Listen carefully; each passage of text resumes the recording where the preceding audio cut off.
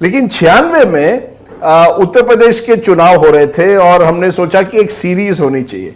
इनमें से दो महाशय को मैं मिला, एक थे मुख्तार अंसारी जो मुझे लगता है उस समय इंडिपेंडेंट लड़ रहे थे और 96 में अतीक अहमद समाजवादी पार्टी से जुड़ गए थे। दोनों ने मुझे बहुत एक अच्छा डिनर खिलाया। जब भी आप उनसे मिलते हैं तो उनकी जो तस्वीर जो आपके मन में है और जो असलियत उनकी होती है बिल्कुल अलग है। But very good tandoori chicken.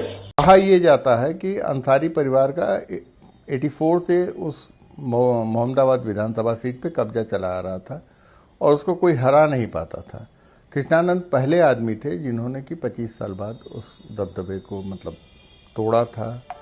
2 दशक के बाद उन्होंने उनको हराया था।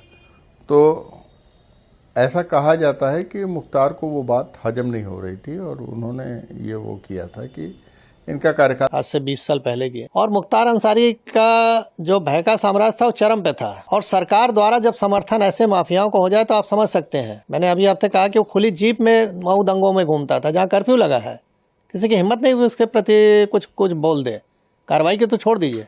और उस समय मैंने लाइट मशीन गन रिकवर की।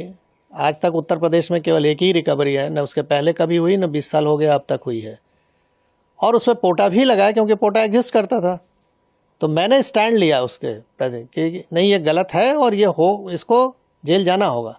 लेकिन मुलायम सिंह की सरकार तत्कालीन अल्पमत की सरकार थी, किसी भी कीमत पे इसको बचाना चाहते थे और उन्होंने अंत में हम लोग पर प्रेशर बनाया, अधिकारियों पर प्रेशर बनाया। जब कोई नहीं सुना तो आईजी जोन जो थे उनका ट्रांसफ़र, डीआईजी रेंज का ट्रांसफ़र, एसएसपी एसटीएफ हमारे थे उनका ट्रांसफ़र और अंत में ऐसा माहौल बनाया गया कि मुझे भी रिज़ाइन करना पड़ा 15 दिन बाद ही।